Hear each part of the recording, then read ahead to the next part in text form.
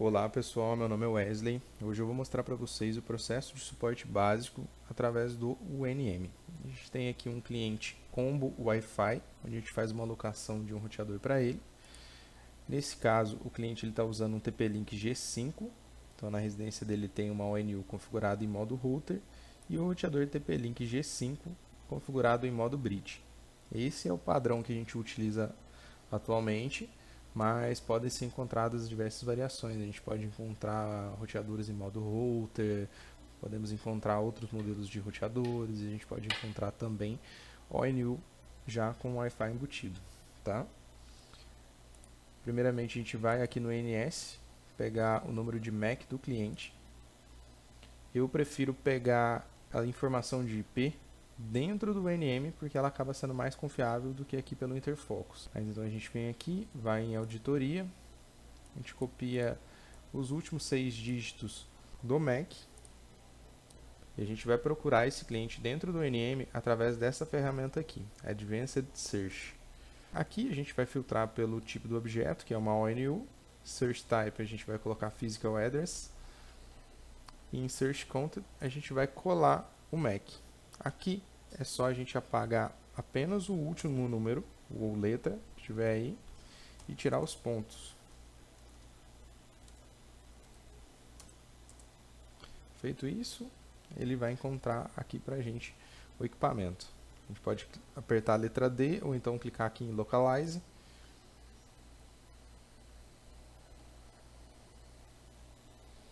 E aqui está a ONU. A primeira coisa que a gente faz em todos os casos é olhar o histórico de alarmes. A gente vê se tem algum problema com a fibra. Então a gente vai com o botão direito em History Alarm. A gente olha aqui, ele já tem aqui alguns alarmes de Dying Gas, pode ser o cliente tirando o equipamento da tomada, e alguns alarmes de Link Loss. Esses alarmes aqui, de Link Loss, da forma como está aqui, me parece ser um erro de leitura do UNM. Isso acontece também quando o cliente tira o equipamento da tomada. Então, aparentemente, como a ONU está em verde aqui, ela está online, o cliente aparentemente está navegando. Então, me parece que a questão dos alarmes ali está tudo dentro do padrão mesmo. Então, a gente vem em Port Service Config para a gente ver o resto das configurações e demais opções que a gente vai usar. Em ONU Local Manage Interface, a gente vai conseguir habilitar a porta de acesso e o acesso remoto do nosso equipamento. Depois eu vou deixar para vocês aqui qual é o padrão, como ele tem que ficar nessa parte aqui, para que a gente consiga acessar a interface da ONU via web. Em Port Status Information, a gente consegue ver se tem algum cabo conectado na porta da ONU, se não tem o cabo conectado. Tá? Aqui em Not Linked, o equipamento está sem nenhum cabo conectado na porta 2. E aqui em Linked, pode ver que tem um cabo linkado em 1 GB na porta 1 do nosso modem da fibra.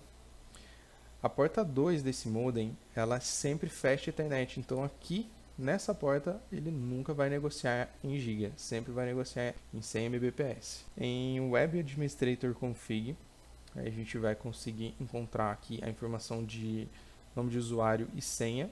Normalmente para todos os clientes é admin center mais contrato, ou então admin center mais formulário, ou então admin center mais código.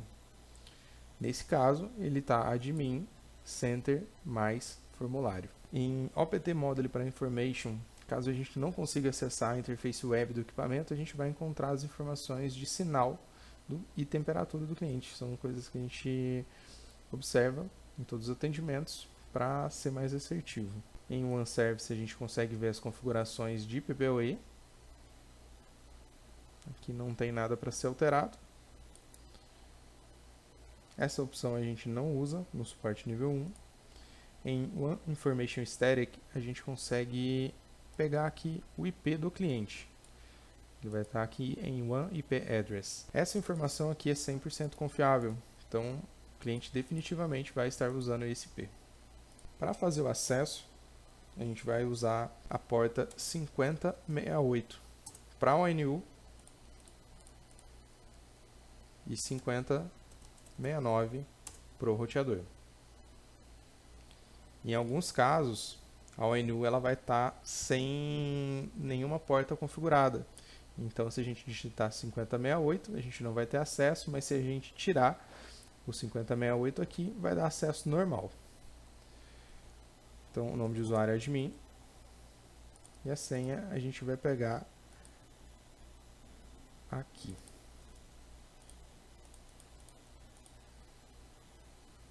Aqui a gente já está dentro do equipamento, a gente consegue ver a versão do equipamento, atualização.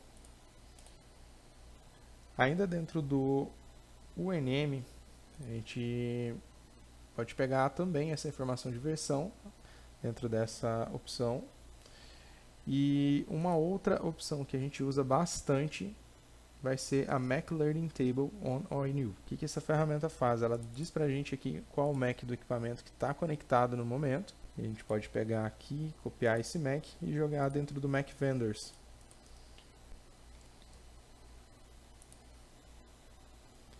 TP-Link Technologies. Isso serve para a gente para argumentar com o cliente. Então, às vezes o cliente fala, não, só tem o meu equipamento conectado aqui. Aí você vê lá que tem uma televisão, tem um roteador. Nesse caso aqui, provavelmente esse equipamento é o nosso TP-Link G5. Tá?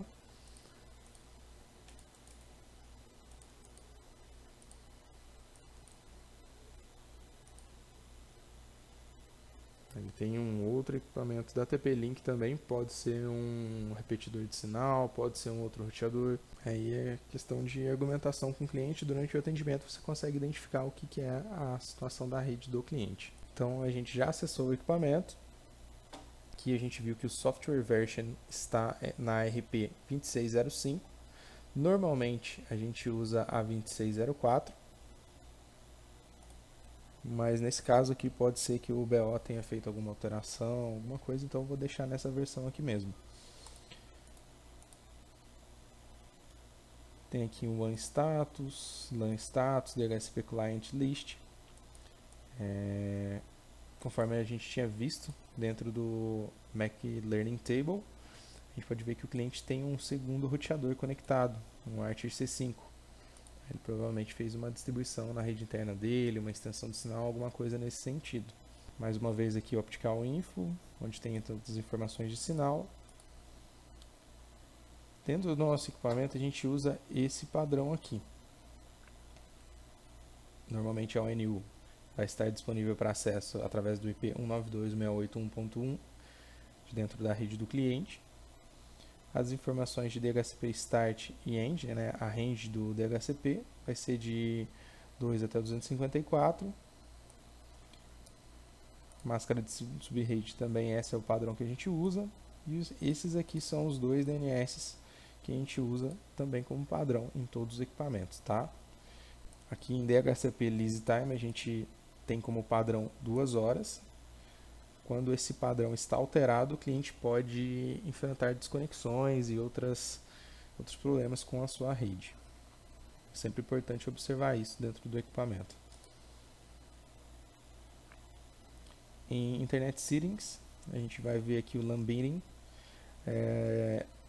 LAN 1 e LAN 2 devem estar habilitados, as LAN 3 e 4 não tem no nosso equipamento, então não tem nem como habilitar. O NAT precisa estar habilitado, o DNS Relay precisa estar desabilitado em todas as ONUs que não tem Wi-Fi. Depois eu vou deixar para vocês o padrão de todos os equipamentos que a gente tem, como eles devem ficar configurados. Anti-port scan a gente deixa sempre habilitado. Remote Control precisa estar sempre habilitado, do contrário a gente não teria acesso à interface web desse equipamento. VPN Pass-Through normalmente fica habilitado também. Port Forwarding, aqui a gente precisa ter bastante atenção, porque do contrário, se isso aqui não estiver configurado da maneira correta, a gente não vai ter acesso ao TP-Link, ao roteador que está na casa do cliente. Então, para que a gente tenha acesso a ele, a porta pública precisa ser a 5069. Aqui em IP a gente vai digitar o IP que o roteador está configurado Por padrão, os nossos roteadores, quando eles saem do almoxarifado, eles estão configurados com 192.168.1.250. Em Private Port, a gente vai colocar a porta 80 em todas as situações. Para garantir que está tudo certo, a gente vem cá, copia o IP, em Diagnosis, a gente pode pingar para o nosso equipamento. Tá? Sem esse redir, a gente não consegue definitivamente acesso ao equipamento. Tá? O PNP, por padrão, a gente deixa desabilitado, mas em alguns casos, dependendo do suporte, o PNP precisa ser habilitado. Em alguns casos, para clientes que jogam, entre outras situações.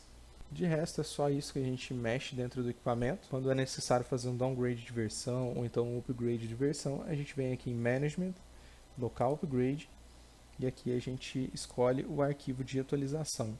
Eu vou deixar disponível também para download os arquivos de atualização dos equipamentos dentro do Drive.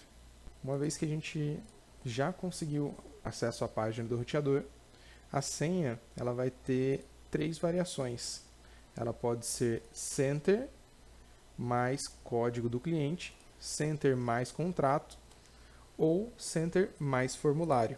Então ela pode ser esse número aqui, que é o contrato do cliente, pode ser esse número aqui, que é o código, ou então esse outro número aqui, que é o do formulário do cliente. Nesse caso em específico, o roteador dessa cliente está configurado para utilizar a senha do formulário. Então a gente vem aqui, Center, formulário, ficando com esse padrão aqui. Dentro do roteador a gente vai se atentar a alguns detalhes. Aqui a gente vê onde tem os clientes wireless, clientes cabeados, tá? Rede 5G, 2.4. E os padrões de configuração são esses aqui: DNS primário, DNS secundário, servidor DHCP sempre desativado, para não dar nenhum tipo de conflito, tá?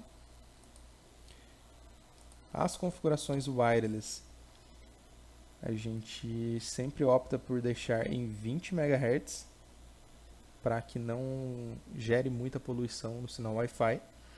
E o canal ele fica muito a critério do operador de suporte, dependendo do atendimento que ele estiver fazendo. Se ele tiver a oportunidade de passar o Wi-Fi Man, um Wi-Fi Analyzer na rede do cliente para identificar qual que é o melhor canal, é melhor, tá? Mas desde que isso não tome muito tempo durante o atendimento. A versão fica em WPA2 PSK e a criptografia em AES. E a segurança WPA2 pessoal. O que acontece? Em alguns casos, quando esse padrão ele está alterado, vão ter alguns equipamentos do cliente que não vão conseguir conectar. Então tem algumas televisões, computadores aí que não vão conseguir autenticar na rede do roteador.